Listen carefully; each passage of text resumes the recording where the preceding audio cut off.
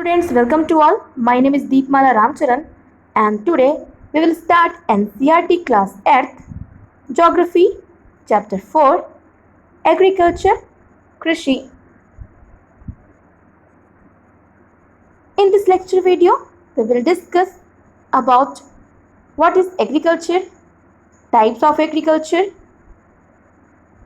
some major crops and difference between the agriculture methods of USA and India.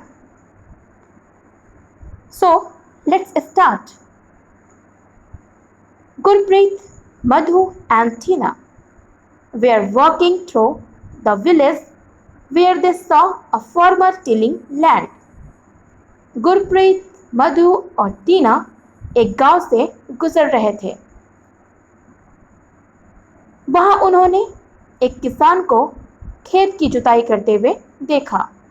The farmer told them that he was growing wheat and had just added manure to the soil to make it more fertile. किसान ने उन लोगों से कहा कि वह गेहूं की बुआई करने जा रहा है और मिट्टी को अधिक उपजाऊ बनाने के लिए अभी खाद भी डाला है।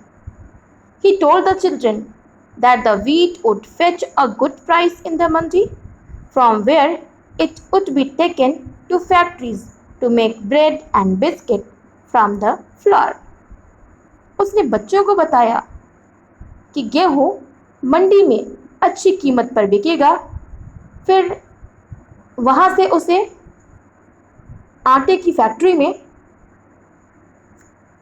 आटे में परिवर्तित करने के लिए ले जाया जाएगा।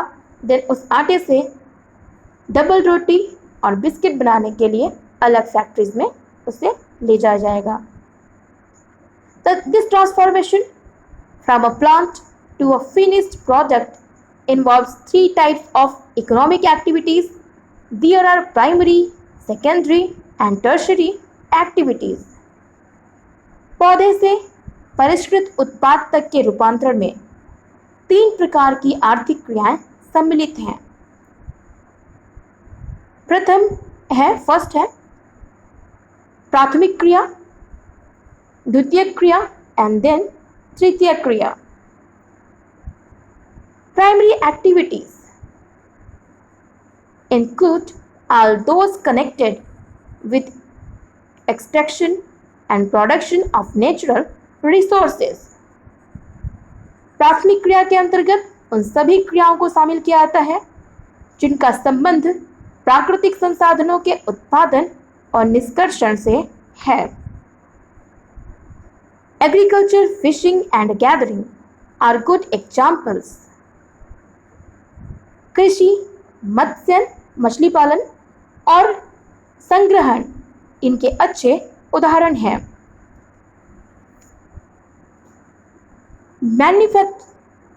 Secondary activities are concerned with the processing of these resources. Manufacturing of steel, baking of breads, weaving the cloth are example of this activity.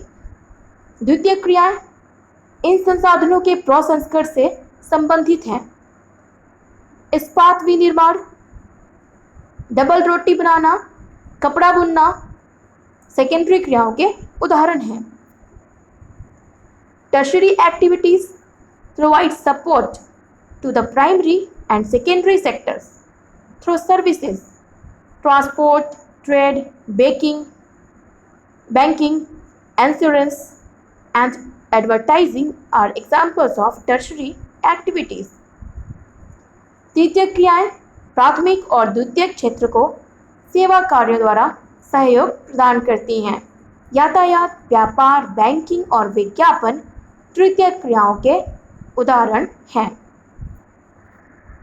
इन तीनों क्रियाओं को हम थोड़ा सा अलग से भी हटकर एक बार समझ लेते हैं। जनरली फर्स्ट जो टर्म है economic activities. What do you mean by economic activities? आर्थिक क्रियाएं क्या हैं? वो सारी क्रियाएं जो मनुष्य अर्निंग के लिए करता है, उसको हम कहते हैं इकोनॉमिक एक्टिविटीज। ठीक है, वो सारी क्रियाएं जिनको मनुष्य अर्निंग के लिए यानी धन कमाने के लिए, पैसे कमाने के लिए करता है, वो सारी क्या है? इकोनॉमिक एक्टिविटीज हैं। इसके 3 टाइप्स है इकोनॉमिक एक्टिविटीज के। फर्स्ट क्या है? Primary activities. ठीक है, जनरली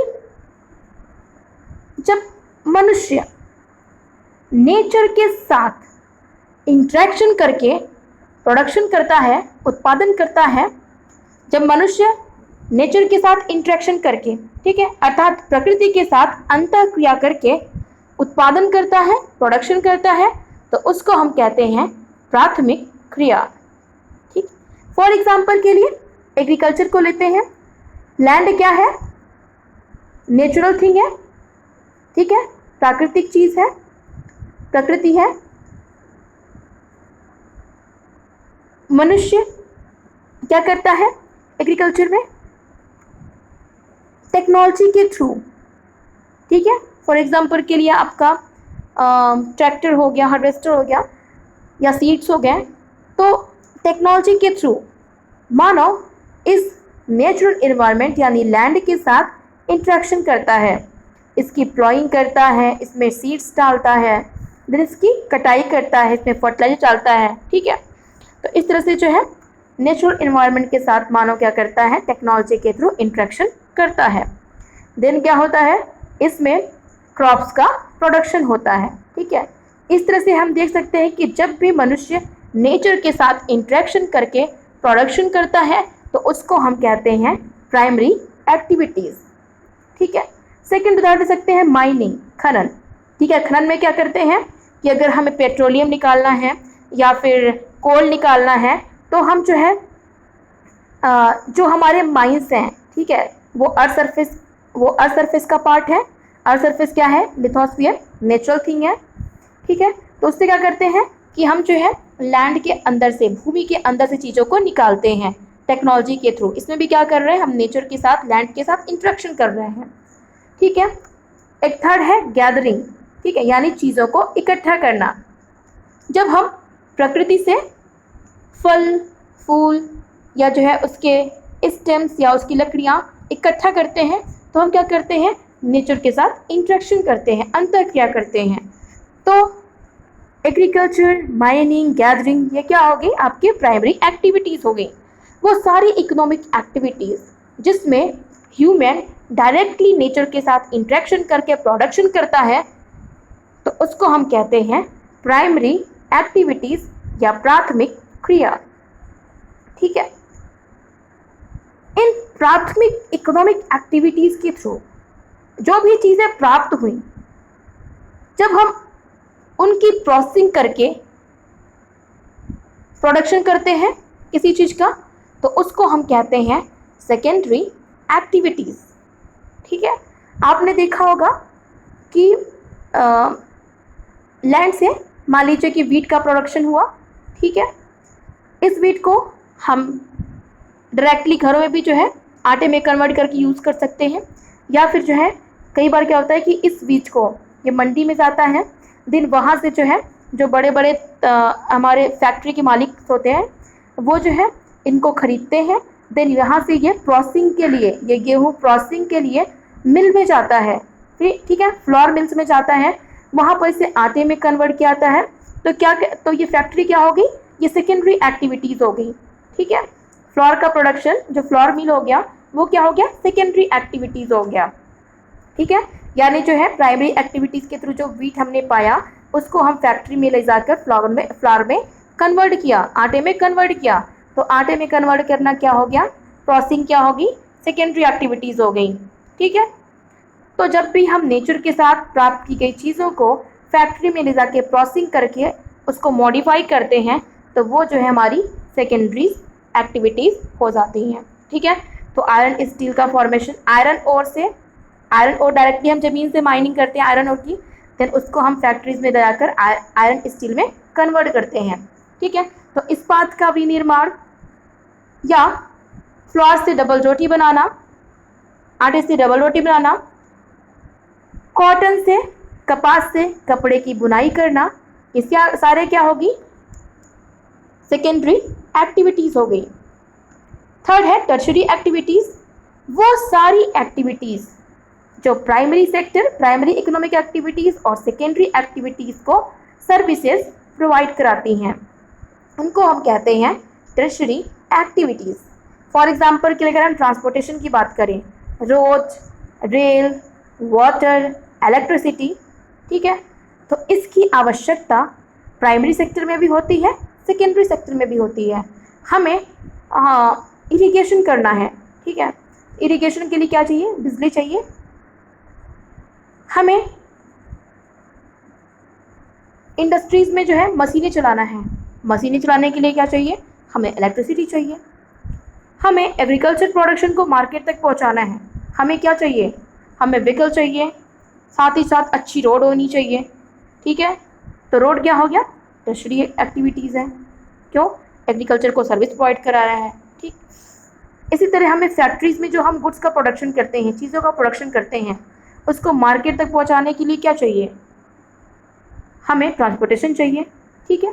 तो इस तरह से जो थर्ड टर्शरी इकोनॉमिक एक्टिविटीज़ है वो प्राइमरी और सेकेंडरी दोनों ही सेक्टर्स को सर्विसेज प्रोवाइड कराता है, ठीक है। तो वे आर्थिक क्रियाएं जो प्राथमिक और द्वितीयक क्षेत्रों को सर्विसेज प्रोवाइड कराती हैं उनको टर्शरी एक्टिविटीज़ में रखते हैं, ठीक है। तो transportation, banking facilities,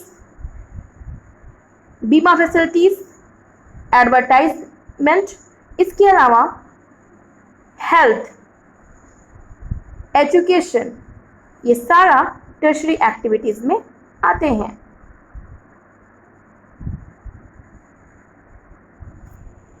now agriculture is a primary activity. It includes growing crops, fruits, vegetables, flowers, and rearing of livestock. कृषि एक प्राथमिक क्रिया है।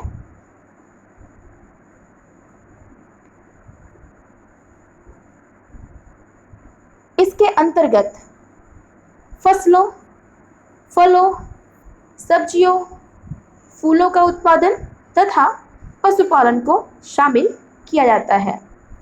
In the world, 50% of persons are engaged in agricultural activity. विश्व के लगभग 50% लोग, पूरे वर्ल्ड के लगभग 50% लोग, अगर वर्ल्ड में 100 लोग हैं तो उसमें 50 लोग लगभग एग्रीकल्चर एक्टिविटीज़ में लगे हुए हैं।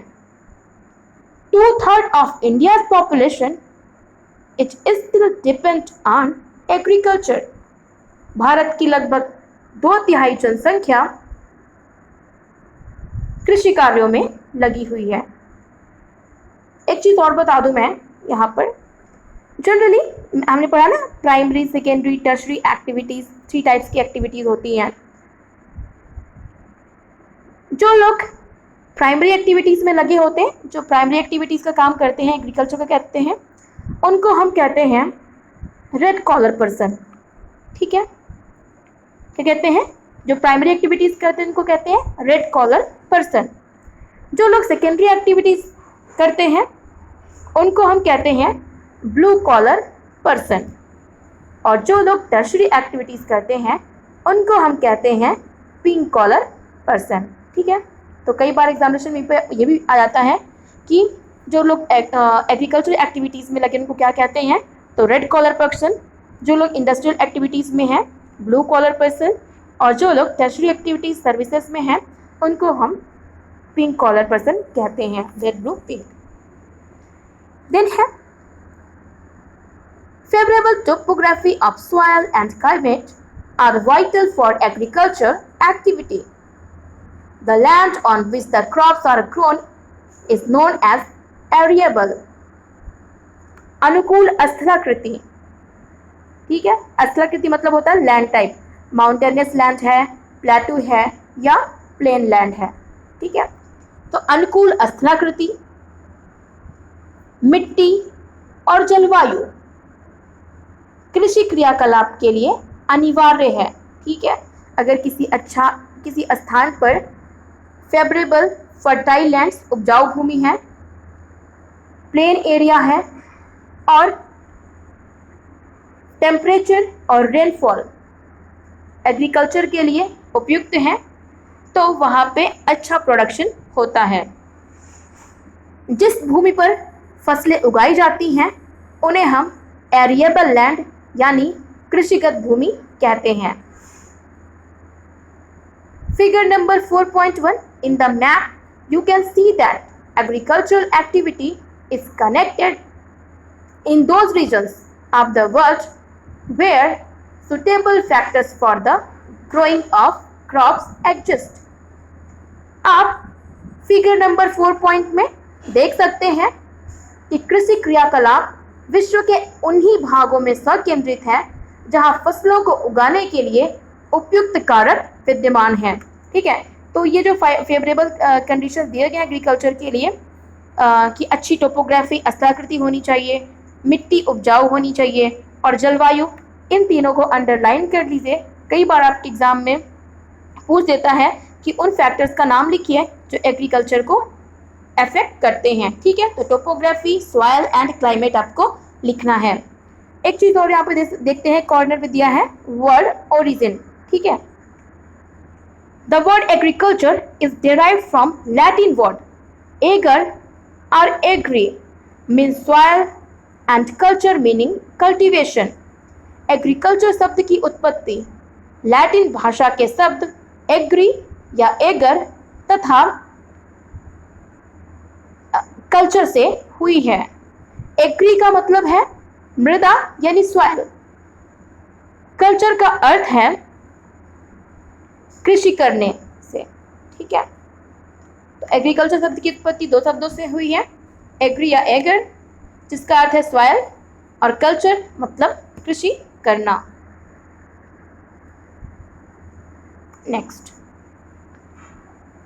इसमें आप जो है फिगर नंबर 4 में आप देख सकते हैं कि जितने भी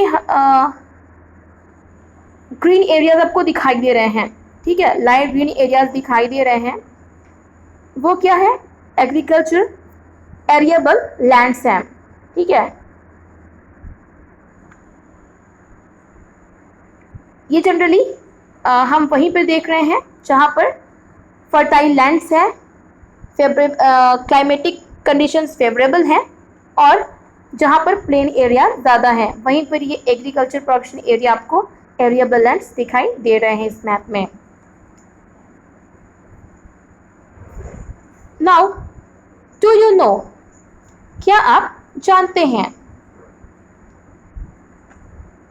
एग्रीकल्चर कृषि, the science and art of cultivation on the soil, raising crops and rearing livestock. It is also called farming. मृदा की जुताई करना, मिट्टी की जुताई करना, फसलों को उगाना और पशुपालन करने की कला को हम कृषि कहते हैं। ठीक है, कृषि क्या है? एक साइंस भी है और एक आर्ट भी है। इसे हम खेती भी कहते हैं। नाउ सेरीकल्चर, रेशम उत्पादन, रेशम के कीटों का commercial rearing of silkworms, commercial rearing of silkworm is known as sericulture। अर्थात रेशम के कीटों का वाणिज्यिक पालन यानी व्यापार के लिए पालन करना सेरीकल्चर कहलाता है। ठीक है, तो सेरीकल्चर याद रखिएगा, commercial rearing of silkworm. It में supplement the income of the farmer, यह कृषक की आय में पूरक हो सकता है। पूरक का मतलब होता है जनरली जो किसान होता है वो पूरे साल एग्रीकल्चर नहीं करता। आपने देखा होगा कि जो हमारी ट्री क्रॉपिंग सीजन है, रबी, खरीफ और ज़ैद, ठीक है। तो इनके बीच में थोड़ा सा गैप मिलता है। जब हम जनरली जो किसान होता है, मान लीजिए उसने रबी खरीफ के सीज़न में पैडी की क्रॉपिंग की, धान लगाया, ठीक है। तो जून जुलाई में इसकी बुआई होती है, देन अक्टूबर नवंबर में इसकी हार्वेस्टिंग होती है। ये जो 3 महीने हैं, इस टाइम पे क्या है, वो फ्री है। तो इस टाइम पे वो अर्निंग के लिए क्या कर सकता है, लाइव स्टॉक पशुपालन कर सकता है, सेरीकल्चर यानी मछलियों का उत्पादन सेरीकल्चर यानी रेशम की कीटों का कॉमर्शियल प्रोडक्शन कर सकता है। थर्ड है पीसीकल्चर। पीसीकल्चर का मतलब होता है मछली पालन, breeding of fish in specially constructed tanks और पॉन्ड्स, विशेष रूप से निर्मित तालाबों और पोखरों में मछली का पालन करना, ठीक है। देन है विटीकल्चर, मतलब अंगूर की खेती, कल्टीवेशन ऑफ ग्रेप्स, अंगूर की खेती। देन है हॉर्टिकल्चर यानी उद्यान कृषि, growing vegetables, flowers, fruits for commercial use, सब्जियों, फूलों और फलों को वाणिज्यिक पर्पस से, वाणिज्यिक उद्देश्य उगाना हॉर्टिकल्चर कहलाता है, ठीक है। ये तो आप में जो है कुछ ये तो इसका ब्रॉड कंसेप्शन हो गया हॉर्टिकल्चर का। जनरली हम कुछ और भी चीज़ें, एक्स्ट्रा चीज़ें देख लेते हैं, ठीक है। अब तक हमने डिस्कस किया सेरीकल्चर। सेरीकल्चर मतलब रेयरिंग ऑफ सिल्कवर्म, ठीक है, यानी वाणिज्यिक लाभ के लिए, व्यवसाय के लिए रेशम की कीटों का पालन सेरीकल्चर है, ठीक है। पीसीकल्चर है मछली उत्पादन, ठीक है, मछलियों को पालना। विटीकल्चर है अंगूर उत्पादन, ठीक है। इसके अलावा एक और होता है ऑलरीकल्चर। ऑलरीकल्चर मतलब होता है सब्जियों की खेती, ठीक है। देन आता है फ्लोरिकल्चर। फ्लावर से बना है फ्लोरिकल्चर। फ्लोरिकल्चर मतलब कि फूलों का उत्पादन, ठीक है। उसके बाद जो होता है पर्माकल्चर, मतलब फलों का उत्पादन, ठीक है। तो ये आपको याद रखना है। नेक्स्ट है फार्म सिस्टम, और हार्टिकल्चर का मतलब होता है बागवानी कृषि, ठीक है।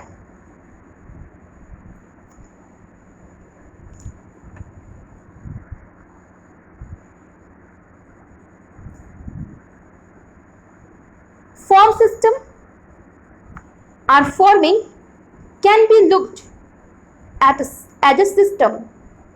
The important inputs are seeds, fertilizers, machinery, and labor. Some of the operations involved are plowing, sowing, irrigation, weeding, and harvesting. The outputs from the system include crop, wool, dairy, and poultry products. कृषि या खेती को एक तंत्र के रूप में, एक सिस्टम के रूप में देखा सकता है। इसके महत्वपूर्ण निवेश बीज, खाद यानी उर्वरक, मशीनरी और श्रमिक हैं। यानी खेती करने के लिए हमें बीजों की आवश्यकता होती है, उर्वरक यानी खाद की आवश्यकता होती है, मशीनरी की आवश्यकता होती है और श्रमिक की आवश्यकता होती है, जैसा कि आप फिगर नंबर 4.2 में देख सकते हैं, ठीक है। इसके अलावा इसमें जो है कुछ क्रियाएं शामिल होती हैं। हमें खेती के लिए सबसे पहले क्या करना होता है, हमें प्लॉइंग करना पड़ता है। हम हल की सहायता से प्लॉइंग करते हैं यानी जुताई करते हैं। देन हमें सीड्स डालने होते हैं यानी बुआई करना होता है, हम सोन करते हैं। देन जो है हम इरिगेशन करते हैं यानी सिंचाई करते हैं। देन हम क्या करते हैं, उसकी निराई करते हैं, ठीक है।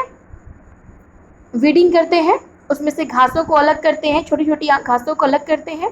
देन उसकी हार्वेस्टिंग करते हैं यानी फसलों को काटते हैं, यानी जुताई, बुआई, सिंचाई, निराई, कटाई, ठीक है। Sowing, irrigation, weeding and harvesting and ploughing. ये सारी क्रियाएं जो हैं मिलकर एक सिस्टम का फॉर्मेशन करती हैं। इसीलिए क्या है, एग्रीकल्चर क्या है, एक सिस्टम है। और इस सिस्टम के अंतर्गत, एग्रीकल्चर सिस्टम के अंतर्गत क्या आता है, आपका crop production, wool production, dairy farming and full poultry farming, यानी मुर्गी पालन आता है। ठीक है। देन है टाइप्स ऑफ फार्मिंग, कृषि के प्रकार। Farming is a practice,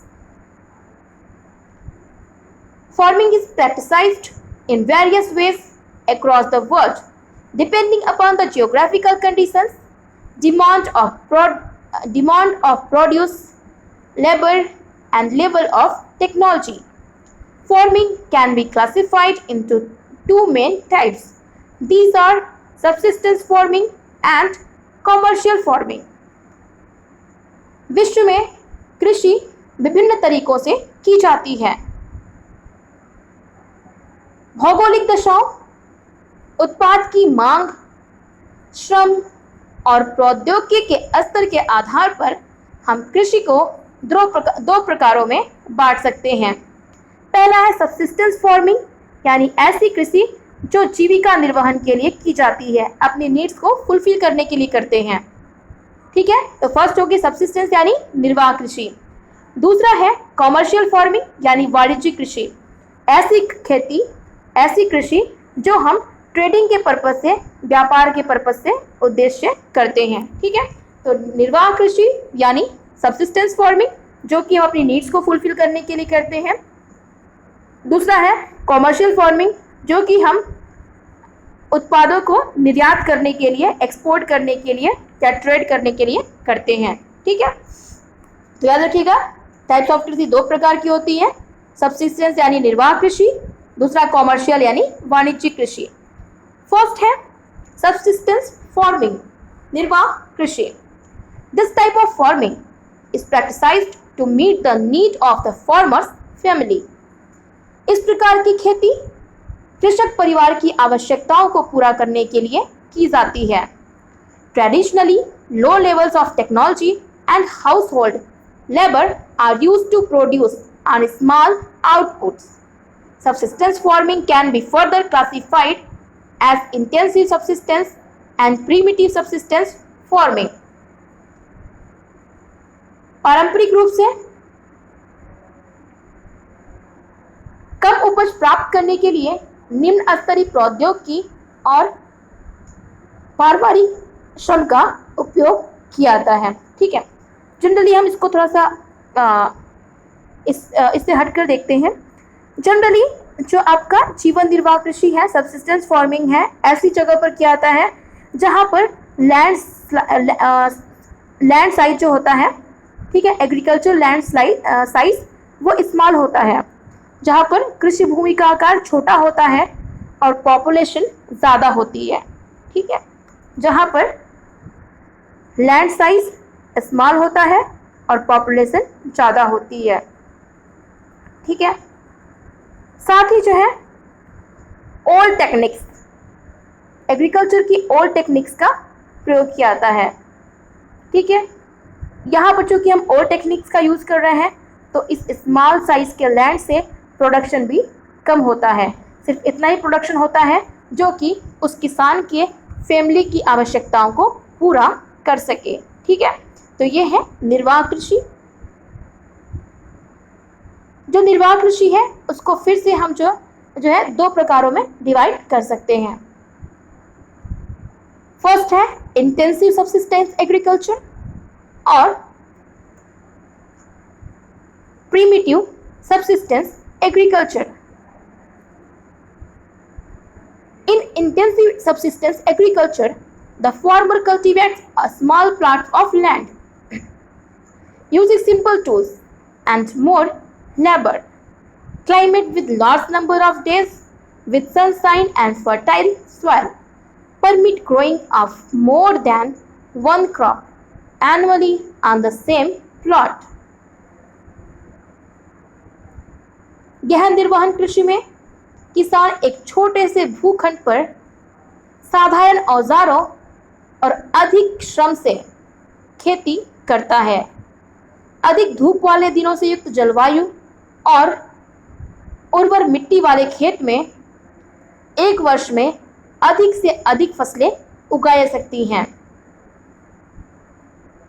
Rice is the main crop.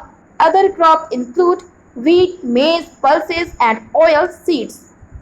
Intensive subsistence agriculture is prevalent in the quickly populated areas of the monsoon regions of South, Southwest, and East Asia. गहन निर्वहन कृषि प्रदेश जो होते हैं उनकी मुख्य फसल चावल है। अन्य फसलों में गेहूं, मक्का, दलहन यानी पल्सेस और तिलहन प्रमुख हैं। गहन निर्वाह कृषि मुख्यतः दक्षिणी एशिया, दक्षिणी पूर्वी एशिया और पूर्वी एशिया वाले मानसूनी प्रदेशों में प्रचलित है। ठीक है, गहन निर्वहन कृषि की जो मेन फीचर्स हैं, मेन विशेषताएं क्या है? यहाँ पे लैंड साइज स्मॉल होती है। ठीक है, स्मॉल प्लॉट्स होते हैं एग्रीकल्चर के, उसमें हम ओल्ड टेक्निक्स के माध्यम से खेती करते हैं। चूँकि इन एरियाज में पॉपुलेशन ज़्यादा होती है तो कृषि कार्य में ज़्यादा से ज़्यादा लोग लगे होते हैं। ठीक है, और किसान क्या करता है? एक साल में एक ही एग्रीकल्चर लैंड से 3 फसलें उगाने की कोशिश करता है। फॉर एग्जाम्पल के लिए आप देख सकते हैं पश्चिम बंगाल, वेस्ट बंगाल में राइस का प्रोडक्शन सबसे ज़्यादा होता है। ठीक है, वहाँ पर क्या है कि वहाँ पर पॉपुलेशन ज़्यादा है, लैंड साइज कम है, तो लोग जो है एक साल में चावल की ही 3 फसलें उगाते हैं, अमन, आस और बोरो। ठीक है, नेक्स्ट है प्रिमिटिव सबसिस्टेंस एग्रीकल्चर, आदिम निर्वाह कृषि। Primitive subsistence agriculture includes shifting cultivation and nomadic herding. आदिम निर्वाह कृषि में स्थानांतरित कृषि और चलवासी पशुचारण को शामिल करते हैं।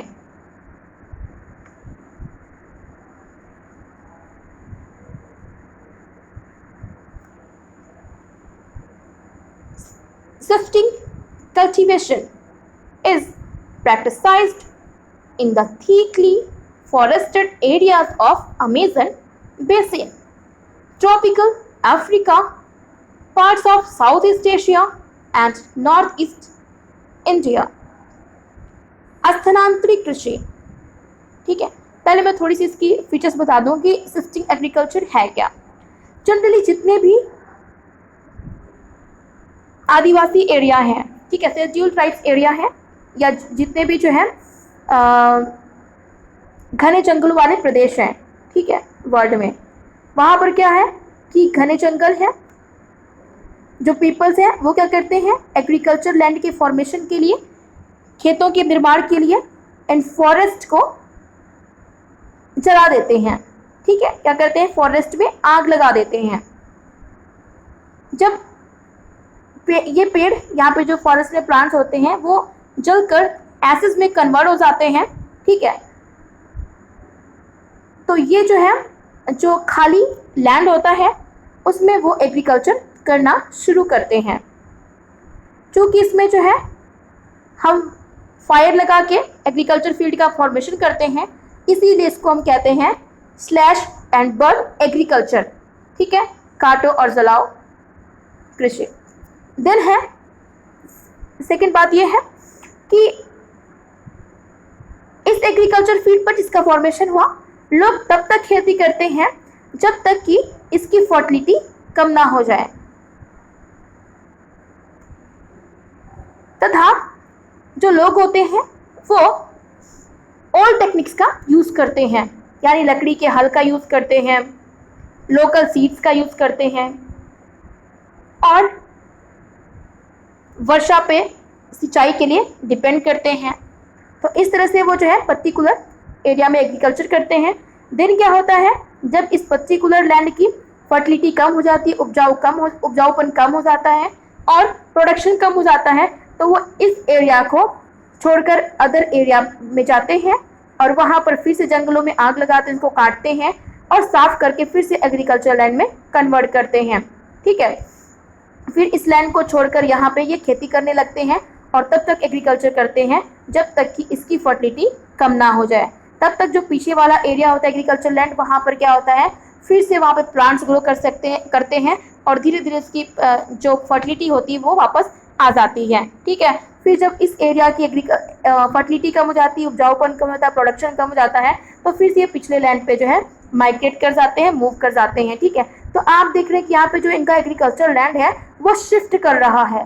ठीक है, तो इसीलिए ये जो टाइप्स ऑफ फार्मिंग है, एग्रीकल्चर का प्रकार है, इसको हम कहते हैं शिफ्टिंग एग्रीकल्चर।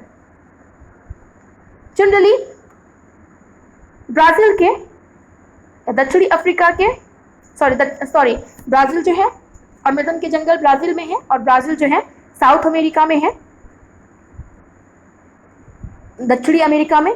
तो जनरली ये जो अमेजन फॉरेस्ट है, ठीक है, अमेजन फॉरेस्ट कहाँ पे है, ब्राजील में। ब्राजील कहाँ पे है, साउथ अमेरिका। ठीक है, तो अमेजन फॉरेस्ट, इसके अलावा जो है कांगो बेसिन के जंगल, साउथ ईस्ट एशिया, दक्षिण पूर्वी एशिया और भारत के नॉर्थ ईस्टर्न पार्ट, ठीक है, मेघालय, मणिपुर, त्रिपुरा, अरुणाचल प्रदेश, नागालैंड, ये जो नॉर्थ ईस्ट के रीजन्स है, इन एरियाज में शिफ्टिंग एग्रीकल्चर प्रचलित है। These are the areas of heavy rainfall and quick regeneration of vegetation. ये भारी वर्षा वाले और वनस्पति के पुनर्जनन वाले क्षेत्र हैं। पुनर्जनन मतलब जल्दी से रीग्रो करने वाली। ठीक है, A plot of land is cleared by felling the trees and burning them. यहाँ पे जो है वृक्षों को काटकर और जलाकर भूखंड को साफ किया जाता है। The ashes are then mixed with the soil and crops like maize, yam, potatoes and cassava are grown.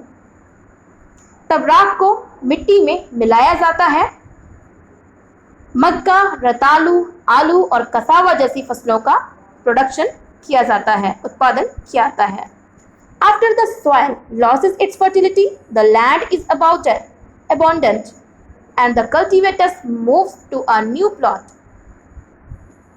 Shifting cultivation is also known as slash and burn agriculture. जब भूमि की उर्वरता समाप्त हो जाती है तो वह भूमि छोड़ दी जाती है और किसान नया स्थान पर चला जाता है, वहां पर भूखंड को साफ करता है और एग्रीकल्चर करता है। स्थानांतरित कृषि को कर्तन और दहन, काटो और जलाओ कृषि भी कहते हैं। नाउ डू यू नो, क्या आप जानते हैं, shifting egg cultivation is known by different names in different parts of the world. स्थानांतरित कृषि को विश्व के डिफरेंट पार्ट्स में डिफरेंट नाम से, विश्व के विभिन्न भागों में भिन्न भिन्न नामों से जाना जाता है। झूमिंग, नॉर्थ ईस्ट इंडिया, उत्तरी पूर्वी भारत में इसको झूमिंग कृषि कहते हैं, झूम कृषि कहते हैं। मिल्पा, मैक्सिको में इसको मिल्पा कहते हैं। ब्राजील में रोका कहते हैं और मलेशिया में लंदांग कहते हैं। ये नाम जो है एग्जामिनेशन पॉइंट ऑफ व्यू से इंपॉर्टेंट है, इसको याद कर लीजिएगा। ठीक है, फिर से रिपीट कर रही हूँ मैं। नॉर्थ ईस्ट इंडिया में शिफ्टिंग एग्रीकल्चर को झूमिंग कृषि कहते हैं, मैक्सिको में मिल्पा कहते हैं, ब्राजील में रोका कहते हैं और मलेशिया में लंदांग कहते हैं। सेकेंड है नोमैडिक हर्डिंग या चलवासी पशुचारण। Nomadic herding is practised in the semi-arid and arid regions of Sahara, Central Asia and some parts of India like Rajasthan and Jammu and Kashmir. चलवासी पशुचारण सहारा के अर्धशुष्क और शुष्क प्रदेशों में प्रचलित है। इसके अलावा ये मिडिल एशिया तथा भारत के कुछ भागों जैसे राजस्थान और जम्मू कश्मीर में प्रचलित है। ठीक है, जो चलवासी पशुचारण है चलवासी पशुचारण का मतलब होता है कि पशुओं को लेकर अपने जो है पशुओं को लेकर मूव करना, ठीक है। फॉर एग्जाम्पल कि जितने भी ड्राई रीजन्स होते हैं वहाँ पे क्या होता है कि जो किसान होता है, ठीक है, जो पशु चारक होते हैं वो क्या करते हैं कि अपने जो है पशुओं को लेकर मूव करते रहते हैं। वो जहाँ पर उनको हरी घास दिखाई दी, हरी घासें दिखाई दी, वो वहाँ पर कुछ दिन तक डेरा डालते हैं, अपने टेंट वगैरह लगाते हैं और जो उनके पशु होते हैं वहाँ पर जो है वो उनको चरते हैं, ठीक है। फिर जो है जब वहाँ पर घास खत्म हो जाती है तो वो अदर लैंड की तरफ मूव कर जाते हैं। ऐसे वो ऐसी जगह की खोज में निकल जाते हैं जहाँ पर जो है हरी हरी घासें उन्हें मिल जाए। फिर जो है रास्ते में जहाँ भी उन्हें ग्रीन ग्रास दिखती है, हरी घासें दिखती है अपनी पशुओं के लिए, फिर से वहाँ पर जो है वो अपना डेरा डालते हैं और अपने पशुओं को जो है चराते हैं, ठीक है। वो तब तक रहते हैं जब तक कि पूरी ग्रीन ग्रास खत्म ना हो जाए। फिर वहाँ भी जब ग्रास खत्म हो जाती है तो फिर वो जो है नई स्थान के खोज में निकल पड़ते हैं जहाँ पर उनको ग्रीन ग्रास मिले, ठीक है। ऐसे जो कृषक होते हैं उनकी जो पूरी इकोनॉमिक है, उनकी जो पूरी अर्थव्यवस्था है वो किस पे डिपेंड करती है, वो टोटली जो है एग्रीकल्चर पर डिपेंड करती है, ठीक है।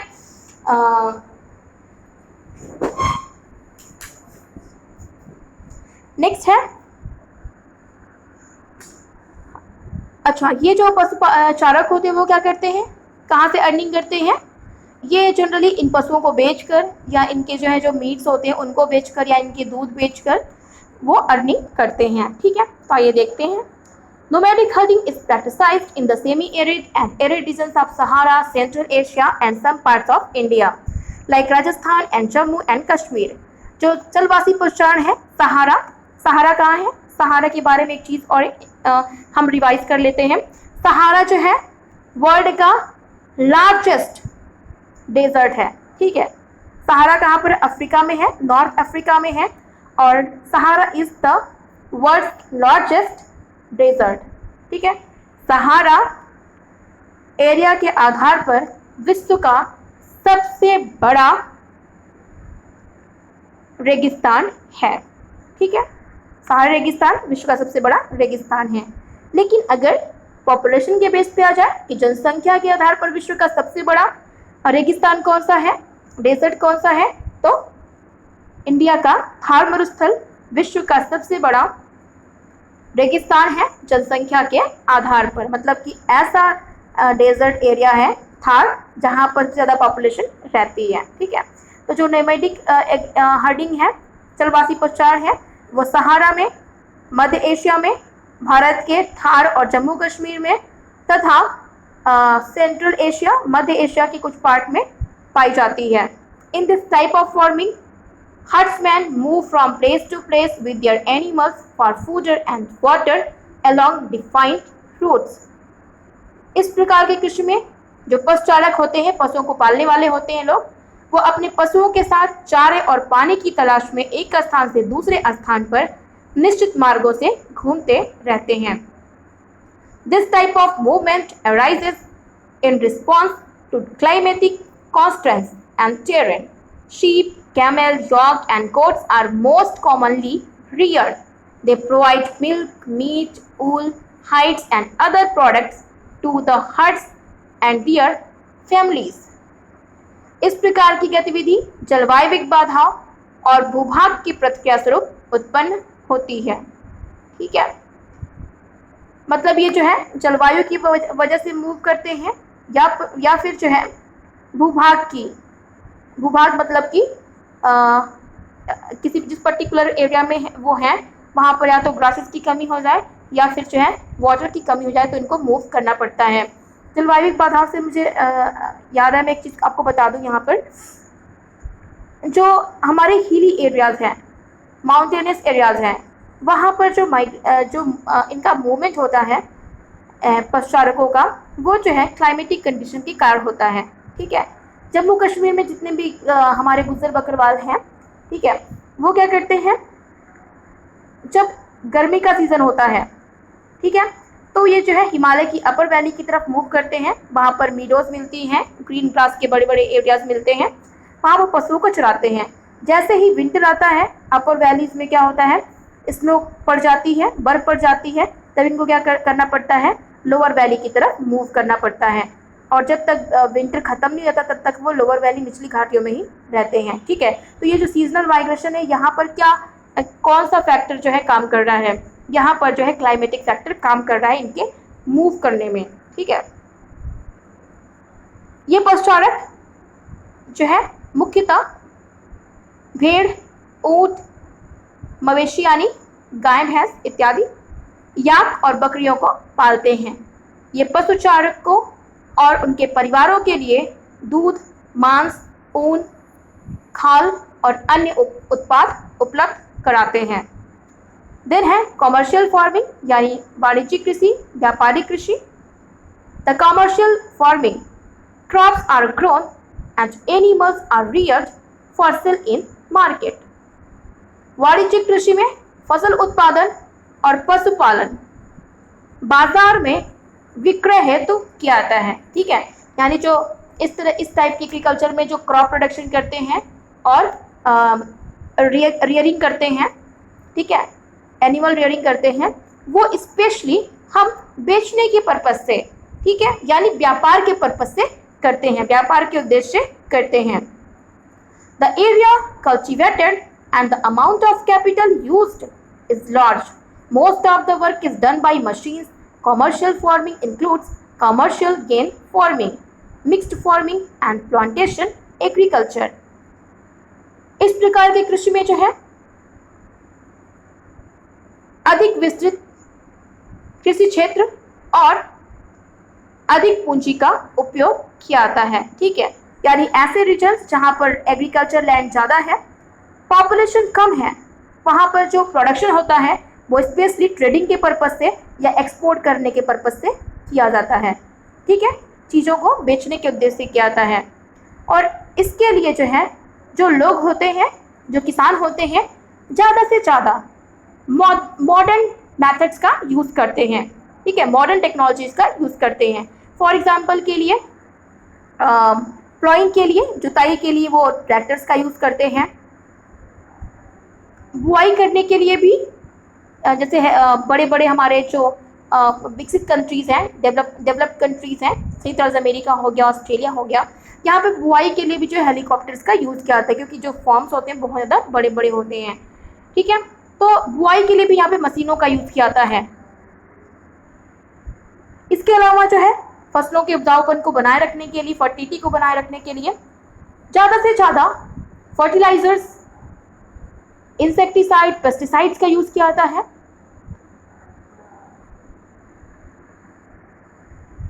और फसलों को काटने के लिए हार्वेस्टर्स का यूज किया जाता है। तो इस तरह से देख सकते हैं कि यूज ऑफ मॉडर्न टेक्नोलॉजीज वाणिज्यिक कृषि का कॉमर्शियल फार्मिंग की एक बहुत बड़ी विशेषता है।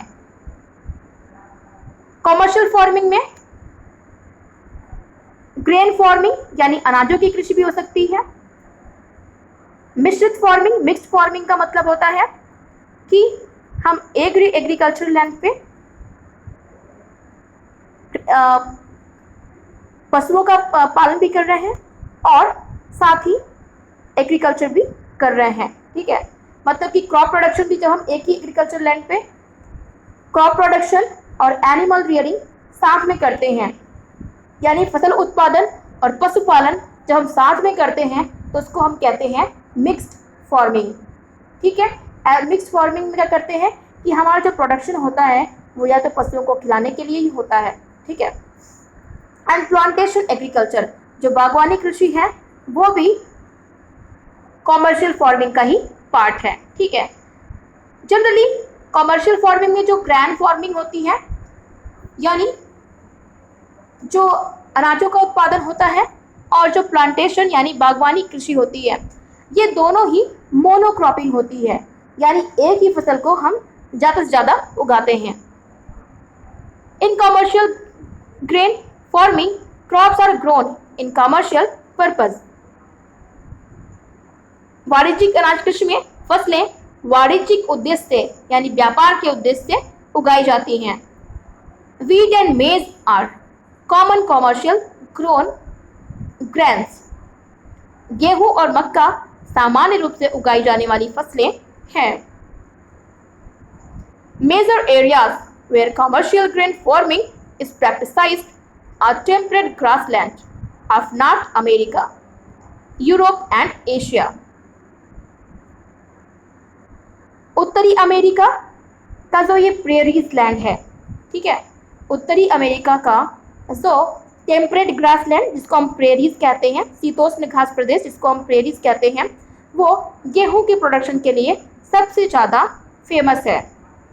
ठीक है, इस प्रेरी लैंड को हम ब्रेड बास्केट, ठीक है, ब्रेड बास्केट ऑफ वर्ल्ड भी कहते हैं। ठीक है, यानी रोटी की टोकरी। ठीक है, ब्रेड बास्केट ऑफ वर्ल्ड कहते हैं इस उत्तरी अमेरिका के टेम्परेट ग्रासलैंड प्रेरी को। ठीक है, यहाँ जो है बहुत ज़्यादा मात्रा में वीट का प्रोडक्शन होता है।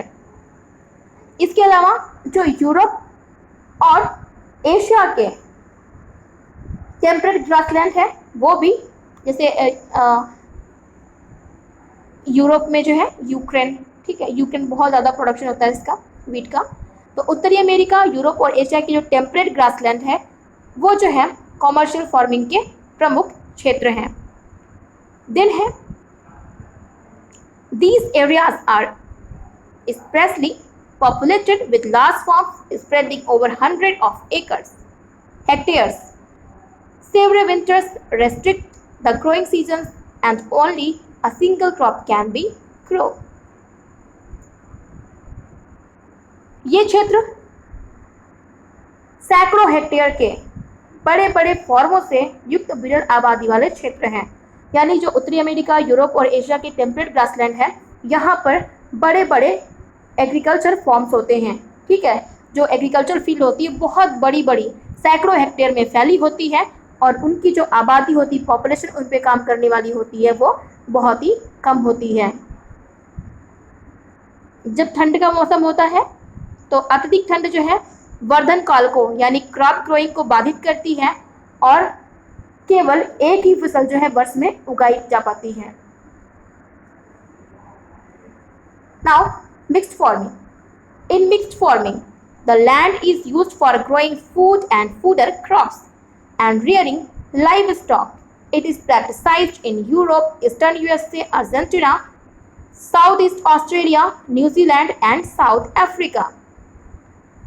मिश्रित कृषि में भूमि का उपयोग, जो एग्रीकल्चर लैंड होता है उसका उपयोग भोजन और चारे की फसलें उगाने के लिए, पशुधन पालन यानी पशुओं को पालने के लिए किया जाता है। ठीक है, मिश्रित एग्रीकल्चर, मिक्स्ड फार्मिंग बहुत ही इंपॉर्टेंट है। कई बार पूछते हैं कि मिक्स्ड फार्मिंग क्या है, तो मिक्स्ड फार्मिंग इस तरह की फार्मिंग है जिसमें हम एग्रीकल्चर लैंड पे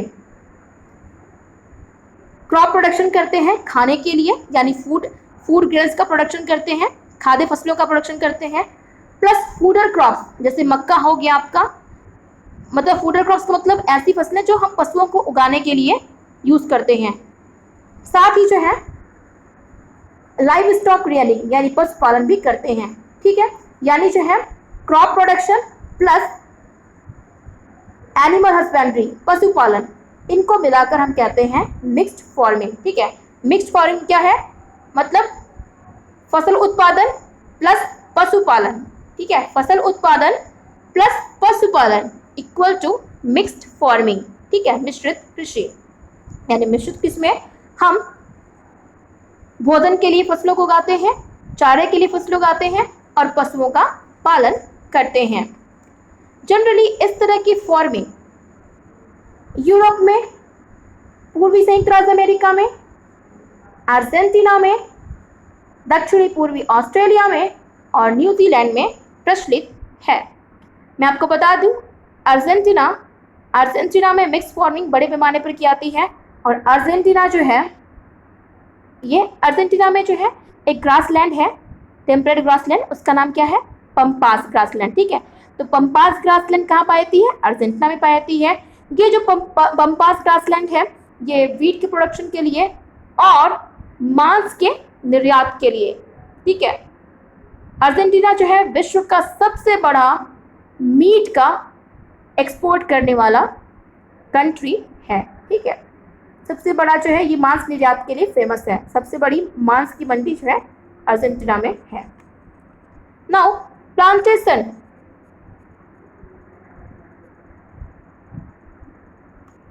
Plantation are a type of commercial farming where single crop of tea, coffee, sugar cane, cashew, rubber, banana or cotton are grown. Large amount of labor and capital are required.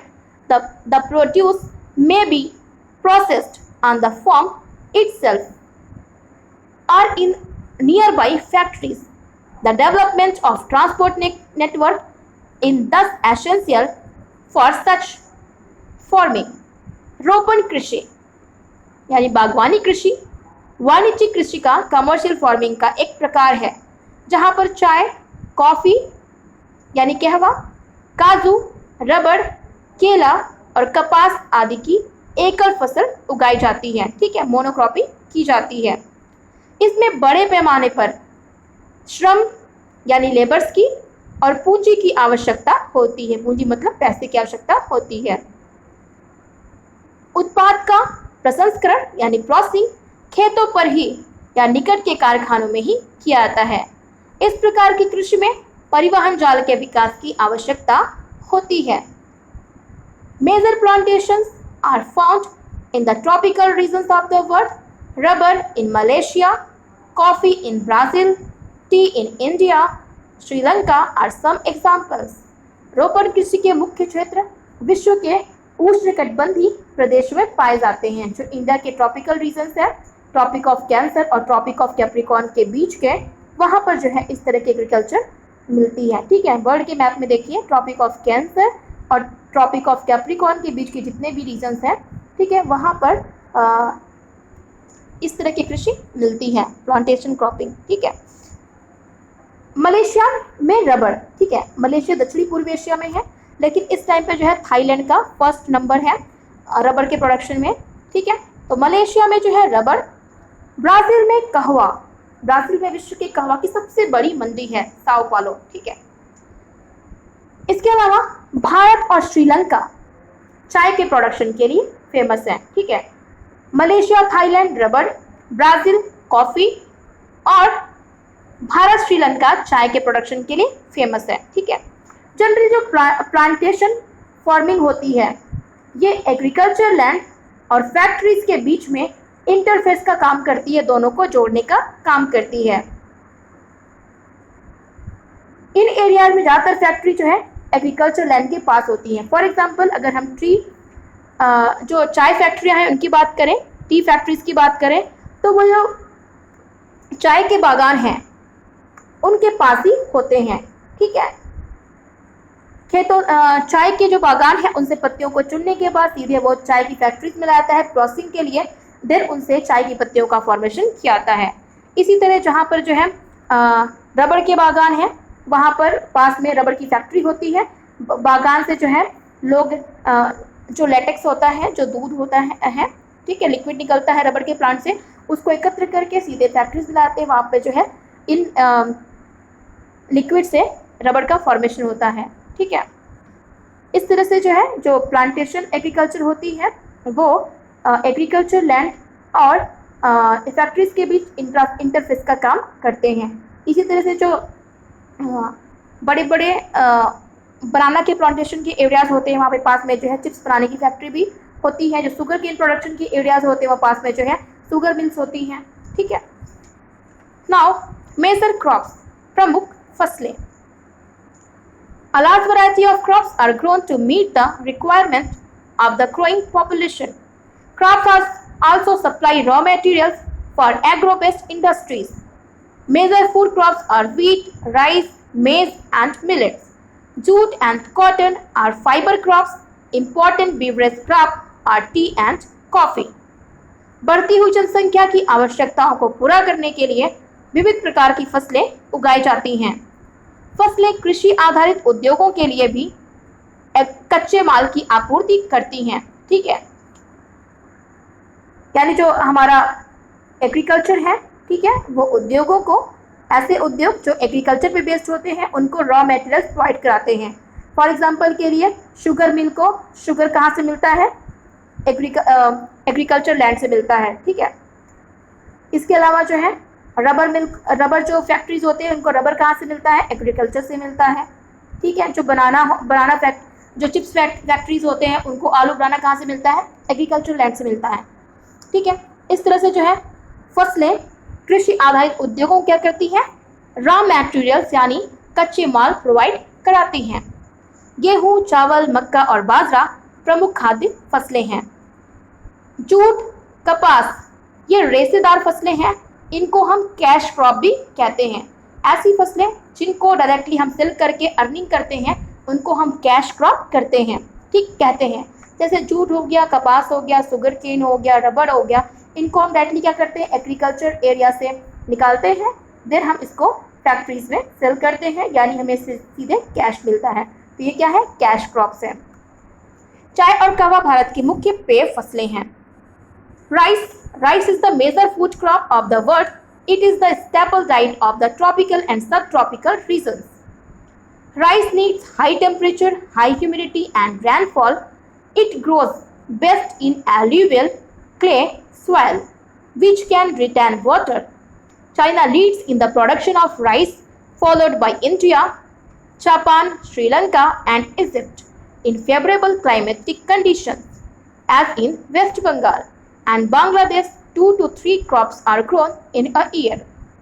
चाय जो है विश्व की मुख्य खाद्य फसल है। यह उष्णकटिबंधीय और उपोष्णकटिबंधीय दोनों ही प्रदेश के लोगों का मुख्य आहार है। चावल के लिए हमें हाई टेम्परेचर यानी उच्च तापमान, अधिक आर्द्रता और वर्षा की आवश्यकता होती है। जनरली इसके लिए 50 to 30 डिग्री सेंटीग्रेड टेम्परेचर और मोर देन या जो है एवरेज 150 to 200 सेंटीमीटर वर्षा की आवश्यकता होती है। इसके अलावा जो है चीकायुक्त जलोढ़ मिट्टी, जिसमें जल को रोकने की क्षमता होती है, एब्जॉर्ब करने की क्षमता होती है वाटर को, वो इसके लिए सबसे अच्छी मानी जाती है, ठीक है। तो एल्यूवियल सॉइल चावल की प्रोडक्शन के लिए सबसे अच्छी मानी जाती है। वर्ल्ड में चावल के प्रोडक्शन में चाइना फर्स्ट नंबर पे है, ठीक है। चाइना, चीन चावल के उत्पादन में अग्रणी स्थान पे है। तो ऐसे भी कर सकते हैं, च से चाइना, च से चीन, ठीक है। तो चाइना च से चाइना, च से चावल, तो चाइना चावल याद रखिएगा। चावल के प्रोडक्शन में वर्ल्ड में फर्स्ट नंबर पे कौन है, चीन है, ठीक है। इसके बाद सेकेंड नंबर पे भारत है, देन जापान, श्रीलंका और मिस्र का नंबर आता है। अनुकूल जलवायु दशाओं के कारण पश्चिम बंगाल और बांग्लादेश में, ठीक है, अनुकूल जलवायु दशाओं के कारण पश्चिम बंगाल और बांग्लादेश में एक ही वर्ष में चावल की 2 से 3 फसलें उगाई जाती हैं। सेकेंड नंबर है wheat. Wheat requires moderate temperature and rainfall during growing season and bright sunshine at the time of harvest. It thrives best in well-drained loamy soil. Wheat is grown extensively in USA, Canada, Argentina, Russia, Ukraine, Australia and India. In India, it is grown in winter. गेहूं के वर्धन काल के लिए यानी फसल के grow करने के लिए मध्यम तापमान और वर्षा तथा फसल की कटाई के समय तेज धूप की आवश्यकता होती है, ठीक है। जब गेहूं की बुआई होती है या जब फसल ग्रो करती है तो उसके लिए हमें मॉडरेट टेम्परेचर यानी मध्यम तापमान की आवश्यकता होती है और नॉर्मल वर्षा यानी 75 सेंटीमीटर वर्षा की आवश्यकता होती है। लेकिन जब गेहूं की फसल की कटाई होती है उस समय पर जो है फसलों को पकने के लिए तेज धूप की आवश्यकता होती है। इसका जो विकास है, गेहूं की जो क्रॉप है उसका विकास वेल ड्रेन्ड यानी सुअपवाहित एल्यूवियल सॉइल में अच्छी तरह से होता है। संयुक्त राज्य अमेरिका, कनाडा, अर्जेंटीना, रूस, यूक्रेन, ऑस्ट्रेलिया और भारत में विस्तृत रूप से गेहूं का उत्पादन होता है। भारत में ये रबी सीजन की फसल है और शीत ऋतु में उगाई जाती है। देन है millets. They are also known as coarse grain and can be grown on less fertile and sandy soils. Millet को मोटे अनाज के रूप में भी जानते हैं और ये कम उपजाऊ मृदा और बलुई मृदा में भी आसानी से उगाई जा सकती है. It is a hardy crop that needs low rainfall and high to moderate temperature and adequate rainfall. ये एक ऐसी फसल है जिसको हम कम वर्षा और उच्च से लेकर मध्यम तापमान एवं पर्याप्त सूर्य की प्रकाश में उगा सकते हैं. ठीक है, जो मिलेट होता है इसको हम कम वर्षा, हाई टेम्परेचर या मीडियम टेम्परेचर या जो है पर्याप्त सनलाइट में भी इसको उगा सकते हैं. ठीक है, ज्वार, बाजरा और रागी भारत में उगाई जाने वाली प्रमुख मिलेट्स फसलें हैं, मोटे अनाज हैं. जनरली जो मोटे अनाज होते हैं उनमें जो है न्यूट्रिशन वैल्यू, जो पोषक तत्व होते हैं वो बहुत ज़्यादा हाई होते हैं. ठीक है, ये आसानी से कहीं भी, चाहे वो डेजर्टी एरिया है जैसे राजस्थान हो गया, जहाँ पे पर्याप्त मात्रा में इरिगेशन की जो है सुविधा नहीं, फैसिलिटी नहीं है. ठीक है, हाई टेम्परेचर होता है तो वहाँ भी आसानी से ग्रो कर जाते हैं, तो इनका प्रोडक्शन जो है आराम से हो सकता है. Other countries are Nigeria, China and Niger. दक्षिण अफ्रीका में नाइजीरिया और चीन इसके अन्य उत्पादक देश हैं. Maize requires moderate temperature, rainfall and lots of sunshine. It needs well-drained, fertile soil.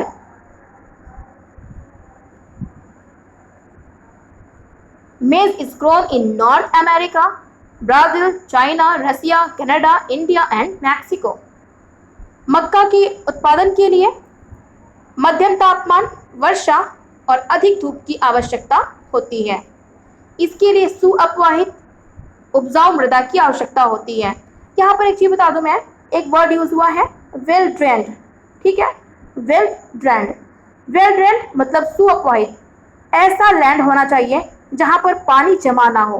ठीक है, यानी जो है पानी जो है निकल जाए, तो सुअपवाहित उपजाऊ मृदा की आवश्यकता होती है. इसके लिए मक्का specially North America, Brazil, China, रूस, कनाडा, भारत और मैक्सिको में उगाया जाता है. संयुक्त राज्य अमेरिका का मेज के प्रोडक्शन में फर्स्ट नंबर है. देन है कपास. Cotton requires high temperature, high rainfall, 210 frost free days and bright sunshine for its growth. It grows best on black and alluvial soils. China, USA, India, Pakistan, Brazil and Egypt are the leading producers of cotton. It is one of the main raw material for the cotton textile industry. कपास की वृद्धि के लिए उच्च तापमान, हल्की वर्षा और 200 से 210, ठीक है, 200 से लेकर 210 पाला रहित दिन होना चाहिए. इसके लिए काली मृदा यानी ब्लैक सॉइल और जलोढ़ मृदा यानी एल्यूवियल सॉइल सबसे अच्छी मानी जाती है. चीन, संयुक्त राज्य अमेरिका, भारत, पाकिस्तान, ब्राज़ील और मिस्र इसके मेजर प्रोड्यूसर एरिया है, यानी अग्रणी उत्पादक देश है. कॉटन यानी कपास सूती वस्त्र उद्योग के लिए एक महत्वपूर्ण रॉ मटेरियल है, कच्चा माल है. देन है jute. Jute is also known as golden fibre. Jute को हम गोल्डन फाइबर, सुनहरे रेशे के नाम से भी जानते हैं. इस जो है लाइन को अंडरलाइन कर लीजिए, क्योंकि एग्जामिनेशन में बहुत बार पूछा जाता है कि गोल्डन फाइबर किसे कहते हैं, सुनहरा रेशा किसे कहते हैं. तो जूट को हम गोल्डन फाइबर या सुनहरा रेशा कहते हैं, क्योंकि इसका जो कलर होता है वो गोल्डन कलर का होता है. ठीक है, इसके अलावा एक चीज़ और इम्पॉर्टेंट है, जनरली जो जूट होता है वो कैसे निकाला जाता है. जूट जो है वो जो जूट होता है, ठीक है, मतलब जूट का जो क्रॉप होता है उसके स्टेम से अलग किया जाता है, उसके तने से अलग किया जाता है। ठीक है, अगर पूछे कि जो जूट है वो पौधे के किस भाग से अलग किया जाता है, तो तने से अलग किया जाता है। ठीक है, it grows well on alluvial soil and requires high temperature, heavy rainfall and humid climate. This crop is grown in the tropical areas. India and Bangladesh are the leading producers of jute. पटसन के लिए जलोढ़ मिट्टी, alluvial soil, high temperature यानी उच्च तापमान, भारी वर्षा, अत्यधिक वर्षा, मोर देन 200 सेंटीमीटर रेनफॉल और आर्द्र जलवायु की आवश्यकता होती है। यह मुख्यतः उष्णकटिबंधीय क्षेत्रों में उगाई जाती है। भारत और बांग्लादेश इसके अग्रणी उत्पादक देश हैं। ठीक है, इसके मेजर प्रोड्यूसर एरिया भारत और बांग्लादेश है। सबसे ज़्यादा प्रोडक्शन जो है वर्ल्ड में जूट का भारत में होता है। देन है coffee. Coffee requires warm and wet climate and well drained loamy soil. Hill slopes are more suitable for growth of this crop. Brazil is the leading producer followed by Colombia and India. Coffee के लिए गर्म और आर्द्र जलवायु, warm और wait climate अच्छा माना जाता है। इसके अलावा इसके लिए सुअपवाहित यानी वेल ड्रेन्ड लोमी सॉइल यानी दोमट मिट्टी की जरूरत होती है। ठीक है, इसीलिए इस फसल की वृद्धि के लिए, प्रोडक्शन के लिए जो पर्वतीय ढाल हैं वो ज़्यादा अच्छे माने जाते हैं। पर्वतीय ढाल पे जो है क्या होती है, हाई रेनफॉल तो होती है लेकिन जो पानी होता है वो रुकता नहीं बल्कि जो है नीचे की तरफ फ्लो कर जाता है। ठीक है, इसीलिए जो है कॉफी के उत्पादन के लिए पर्वतीय ढाल ज़्यादा अच्छा माना जाता है। ब्राजील का विश्व में कॉफी के उत्पादन में पहला स्थान है, फर्स्ट रैंक है। इसके पश्चात कोलंबिया और भारत आते हैं। T is a beverage crop grown on plantation. चाय बागानों में उगाई जाने वाली एक प्रमुख फसल है। This requires cool climate and well distributed high rainfall through out the year for the growth of its tender leaves. It needs well drained loamy soil and gentle slopes. Labor in large number, it requires to pick the leaves. Kenya, India, China, Sri Lanka produce the best quality tea in the world. चाय की कोमल पत्तियों को वृद्धि करने के लिए ठंडी जलवायु और वर्ष भर समवितरित उच्च वर्षा की आवश्यकता होती है। ठीक है, ठंडी जलवायु होनी चाहिए और समवितरित वर्षा मतलब कि एक निश्चित समय अंतराल पे हाई रेनफॉल उच्च वर्षा होती रहनी चाहिए। इसके लिए जो है वेल ड्रेन्ड मतलब कि ऐसी भूमि जहाँ पर पानी रुके नहीं, मतलब फ्लो कर जाए, तो इसके लिए वेल ड्रेन्ड दोमट मिट्टी और मंद ढाल की आवश्यकता होती है। इसके अलावा चाय की पत्तियों को चुनने के लिए अधिक मात्रा में, अधिक संख्या में श्रमिकों की आवश्यकता होती है। एग्रीकल्चर डेवलपमेंट, कृषि का विकास। Agricultural development refers to efforts made to increase farm production in order to meet the growing demand of increasing population. कृषि का विकास, कृषि विकास का संबंध बढ़ती जनसंख्या की बढ़ती मांग को पूरा करने के लिए कृषि के उत्पादन को बढ़ाने की दिशा में किया जाने वाले प्रयासों से है।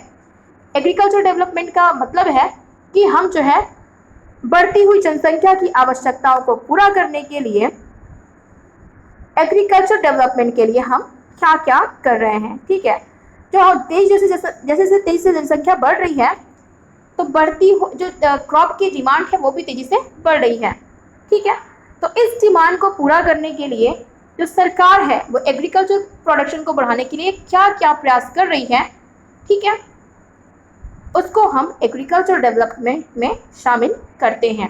ठीक है, तो बढ़ती हुई जनसंख्या की मांग को पूरा करने के लिए कृषि विकास के संबंध में उठाए गए कदमों या प्रयासों को हम कृषि विकास कहते हैं। This can be achieved in many ways, such as increasing the cropped areas, the number of crops grown, improving irrigation facilities, use of fertilizers and high yield variety of seeds, mechanization of agriculture is also another aspect of agricultural development. The ultimate aim of agricultural development is to increase food security. कृषि विकास करने के लिए कृषि का विकास जो है कई तरीकों से किया सकता है। पहला ये हो सकता है कि हम जो एग्रीकल्चर लैंड्स हैं उनकी साइज बढ़ा दें, ठीक है, एंड जो बोया गया क्षेत्र है उसको बढ़ा दें, ठीक है, तो हमारा प्रोडक्शन बढ़ जाएगा, ठीक है। सेकेंड, बोई जाने वाली फसलों की संख्या बढ़ा दें। अगर हम वर्ष में एक ही फसल उगा रहे हैं तो हम वर्ष में 2 या 3 फसलें उगाना शुरू कर दें तो क्या होगा, एग्रीकल्चर प्रोडक्शन बढ़ जाएगा, ठीक है। कई बार हम देखते हैं कि कुछ एरिया में लोग टोटली जो है रेन फेड एग्रीकल्चर पर डिपेंड करते हैं, यानी जो है एग्रीकल्चर के लिए, कृषि के लिए टोटली वर्षा पर निर्भर करते हैं, और जो है इस कारण से जिस साल वर्षा कम होती है एग्रीकल्चर प्रोडक्शन कम हो जाता है, ठीक है। तो हम जो है इरिगेशन के जो हमारी फैसिलिटीज़ हैं, सिंचाई की जो सुविधा है उसको बढ़ाकर भी हम क्रॉप प्रोडक्शन को बढ़ा सकते हैं। इसके अलावा जो है हम फर्टिलाइजर्स का यूज करके, उर्वरकों का यूज करके, अधिक उपज देने वाले बीजों का प्रयोग करके भी हम क्रॉप प्रोडक्शन को बढ़ा सकते हैं। तो इन लाइन को अंडरलाइन कर लीजिए, ठीक है। अगर एग्जाम में जाए कि जो एग्रीकल्चर डेवलपमेंट है वो कैसे हो सकता है, तो increasing the crop area, number of crop grown, improving irrigation facilities, use of fertilisers, high yield variety seeds, ठीक है, use of high yield variety seeds, यानी बोए के क्षेत्र में विस्तार करके, बोई जाने वाली फसलों की संख्या को बढ़ाकर, सिंचाई सुविधाओं में सुधार करके, उर्वरकों और अधिक उपज देने वाले बीजों का प्रयोग करके हम कृषि का विकास कर सकते हैं। कृषि का मशीनीकरण भी कृषि के विकास का एक अन्य पहलू है, ठीक है, यानी जो है कृषि का विकास करने के लिए हम जो है मशीनों का उपयोग भी बढ़ा सकते हैं। अगर हम जो है लकड़ी का हल यूज़ करते हैं, ठीक है, तो प्लॉइंग के लिए तो हमें ज़्यादा टाइम लग सकता है, लेकिन वही अगर हम ट्रैक्टर का यूज़ करें तो हम कम टाइम में ही ज़्यादा काम कर सकते हैं। तो कृषि का मशीनीकरण करके भी जो है हम कृषि के विकास को बढ़ा सकते हैं। कृषि का विकास, अगर जो है एग्रीकल्चर प्रोडक्शन ज़्यादा होगा, एग्रीकल्चर डेवलपमेंट होगा तो फूड सिक्योरिटी बढ़ेगी, ठीक है, लोगों को जो है खाद्यान्न की कमी नहीं होगी, सभी को जो है खाद्यान्न उपलब्ध हो पाएगा। Agriculture has developed at different places in different parts of the world. Developing countries with large population usually practice intensive agriculture, where crops are grown on small holdings, mostly for subsistence. Larger holdings are more suitable for commercial agriculture, as in USA, Canada, and Australia. With the help of 2 case studies of farms, one from India and the other from the USA, let's understand about agriculture in the developing and developed countries. कृषि का विकास विश्व के विभिन्न भागों में भिन्न भिन्न तरह से हुआ है।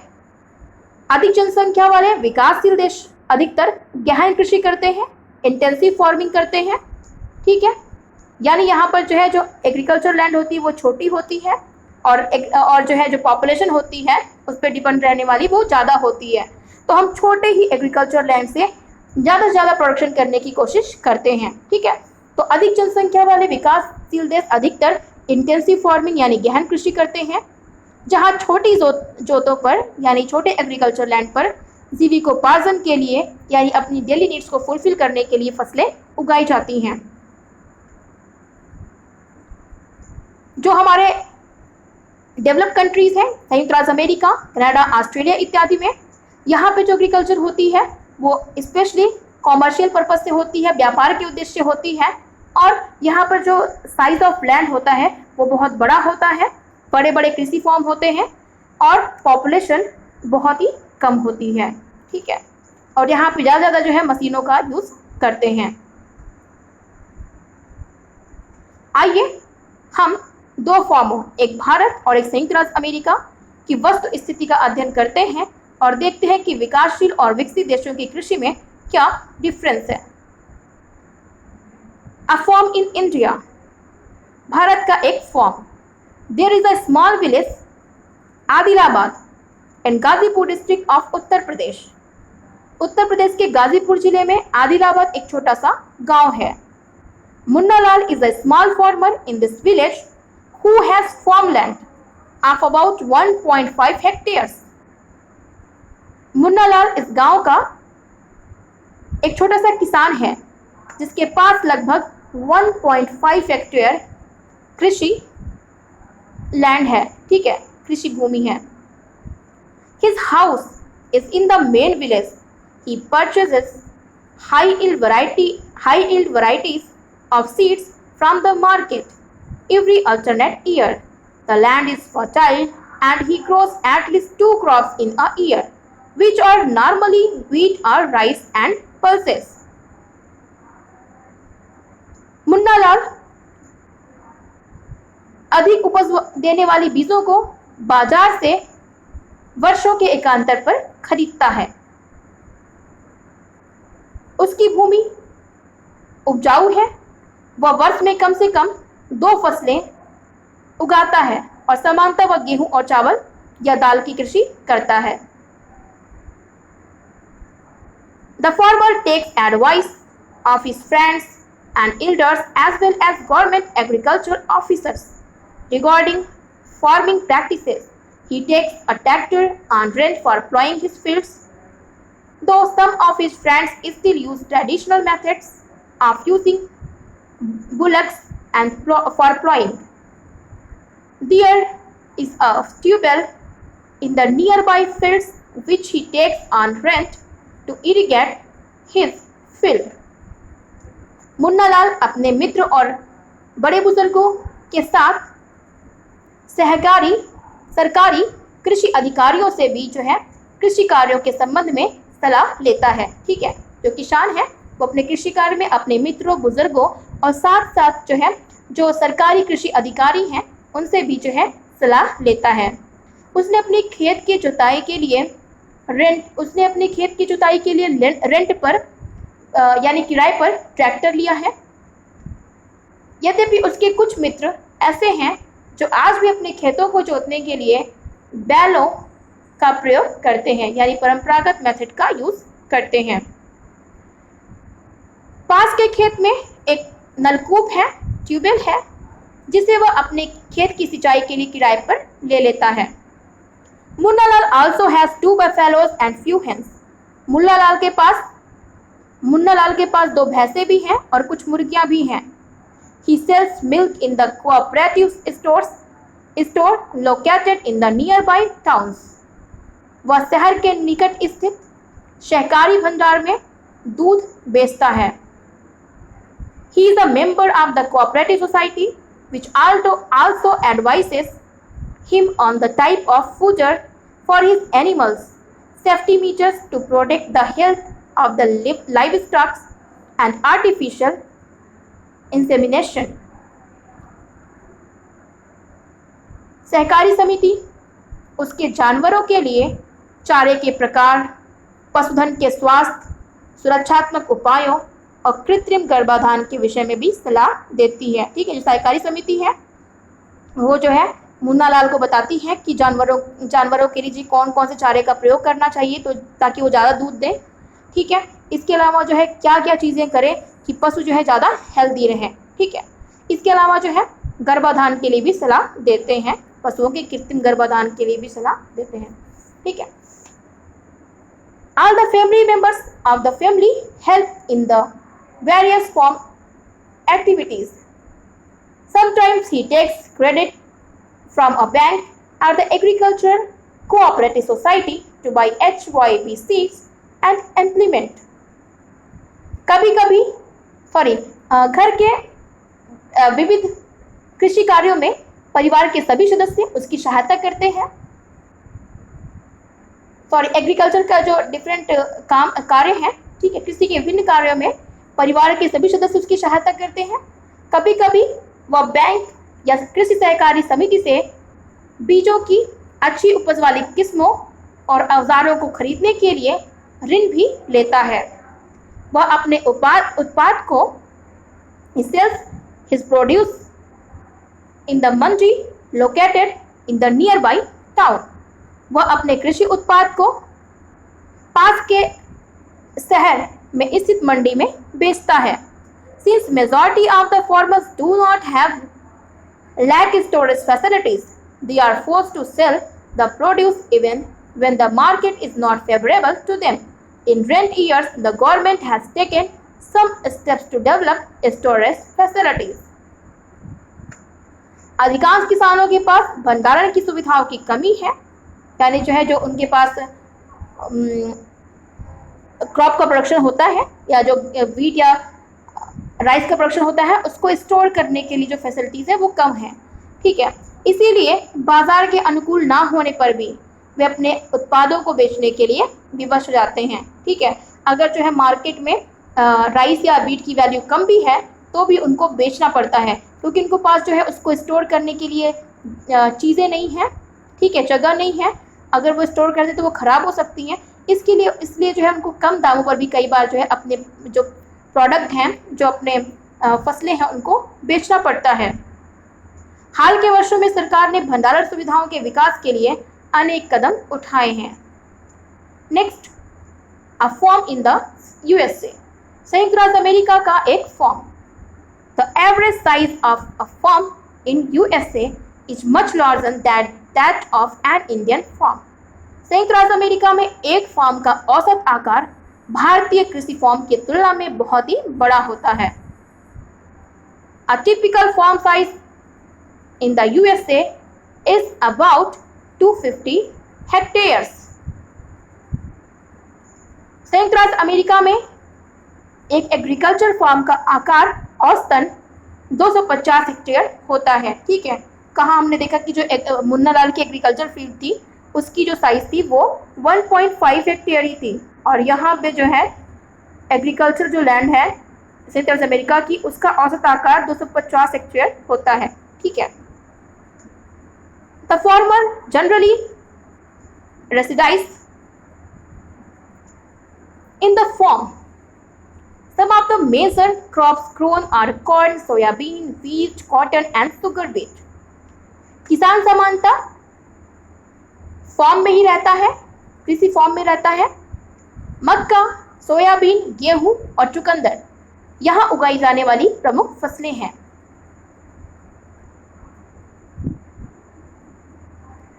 Joe Horan।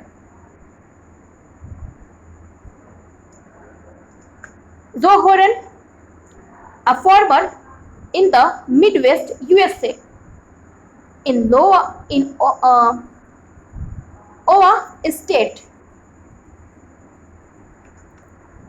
Iowa State, owns about 300 hectares of land। He grows corn on his field after making sure that soil and water resources meet the needs of this crop. Adequate measures are taken to control pests that can damage the crop। From time to time, he sends the soil samples to a soil testing laboratory to check whether the nutrients are sufficient or not। The result helps Joe Horan to plan a scientific fertilizers program। His computer is linked to the satellite, which gives him a precise picture of his field। This helps him to use chemical fertilizers and pesticides wherever they are required। He uses tractors, seed drills, levelers, combine harvesters and threshers to perform various agricultural operations। Grains are stored in the automated grains storage are dispatched to market agencies। The farmer in USA works like a businessman and not like a peasant farmer। संयुक्त राज्य America के मध्य पश्चिम में स्थित Iowa राज्य के एक किसान जो होरन के पास 300 हेक्टेयर भूमि है, वह अपने खेत में मक्का उगाता है। ठीक है, वो मक्का तभी उगाता है जब वह पूरी तरह आश्वस्त हो कि मिट्टी और जल संसाधन फसल की आवश्यकता को पूरा कर देंगे। फसल को नुकसान पहुंचाने वाले कीटों पर नियंत्रण के लिए, कीटकों पर नियंत्रण के लिए पर्याप्त उपाय किए जाते हैं। समय समय पर वह मिट्टी के नमूनों को, सैंपल्स को टेस्टिंग के लिए प्रयोगशाला में भेजता है ताकि पता चल सके कि इसमें पर्याप्त पोषक तत्व है या नहीं, या उसे किस पोषक तत्व की आवश्यकता है। ये परिणाम जो हुरन को वैज्ञानिक उर्वरक कार्यक्रम की योजना बनाने में मदद करते हैं। उसका कंप्यूटर उपग्रह से जुड़ा हुआ है जो उसे खेत की यथार्थ तस्वीर देता है तथा रासायनिक उर्वरकों और जो इंसेक्टिसाइड या पेस्टिसाइड्स हैं उनका आवश्यकता अनुसार प्रयोग करने में मदद करता है। वह ट्रैक्टरों, बीज बोने की मशीनों, समतलक, हार्वेस्टर और थ्रेशर का उपयोग कृषि संबंधी विविध प्रक्रियाओं में करता है। अनाज स्वचालित अन्न भंडार में संचित किए जाते हैं अथवा बाजार या मार्केट एजेंसियों में भेज दिए जाते हैं। संयुक्त राज्य अमेरिका में किसान एक व्यापारी की तरह, व्यवसायी की तरह काम करता है, ना कि एक खेतिहर किसान की तरह काम करता है। इस तरह हम देख सकते हैं कि जो संयुक्त राज्य अमेरिका और इंडिया का जो कृषि करने का तरीका है किसानों का, वो जो है काफ़ी हद तक डिफरेंट है। इंडिया में जो है एग्रीकल्चर लैंड छोटे हैं। आज भी जो है बहुत से ऐसे एरिया हैं जहाँ पर लोग मॉडर्न एग्रीकल्चर टेक्निक्स का यूज़ नहीं कर पा रहे हैं। संयुक्त राज्य अमेरिका में जो एग्रीकल्चर मैथड्स है वो काफ़ी जो है उच्च स्तर के हैं, हाई लेवल के हैं। लेकिन जो है अच्छी बात यह है कि इंडिया भी जो है धीरे धीरे इंडिया में भी जो है HYV सीड्स, फर्टिलाइजर्स और अच्छी जो है मशीनें, जो है एग्रीकल्चर मशीनें हैं, उनका यूज़ होने लगा है। और क्रॉप प्रोडक्शन के मामले में आज इंडिया चाइना के बाद सेकेंड नंबर पे है। तो आज के लिए बस इतना ही। इस वीडियो से रिलेटेड कोई क्वेरी हो तो आप मुझे नीचे दिए कमेंट बॉक्स में लिखकर पूछ सकते हैं। तब तक के लिए थैंक यू एंड जय हिंद।